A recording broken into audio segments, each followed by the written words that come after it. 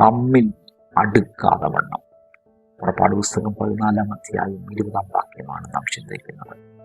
നീണ്ട 430 സംവത്സരം മിസ്രയീമിന്റെ അടിമത്തത്തിൽ കിടന്ന ഇസ്രായേൽ മക്കൾ ജീവിതം കൈപ്പാക്കി നെടുവീർപ്പെട്ട് നിലവിളിച്ച് കഷ്ടതയുടെ നടുവിൽ ദൈവം പുറപ്പെടുവിച്ച് ജനത്തെ മുമ്പോട്ട് നയിക്കുമ്പോൾ അവരെ ഒരു തരത്തിലും മുമ്പോട്ട് വിടുകയില്ലെന്ന് പറഞ്ഞ് പുറകിൽ ഫറവോന്റെ സൈന്യം വരികയാണ്.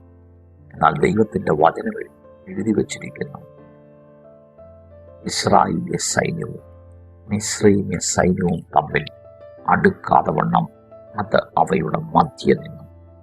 ചിലത് നിന്നെ തകർക്കുമെന്ന് പറഞ്ഞാൽ പുറകിൽ വരുന്നത്, പക്ഷെ അത് അടുക്കാതെ വണ്ണം നിന്റെ മധ്യ നിൽക്കുന്ന ഒരു ദൈവ സാന്നിധ്യമുണ്ട്.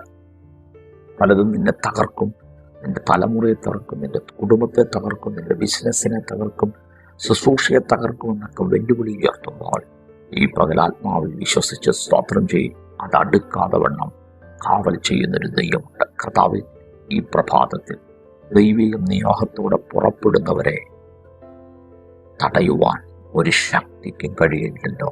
ആത്മനിയോഗത്തോടെ പോകാൻ കൃപ നൽകണം, യേശുവിൻ നാമത്തിൽ തന്നെ. ആമേൻ. God bless U.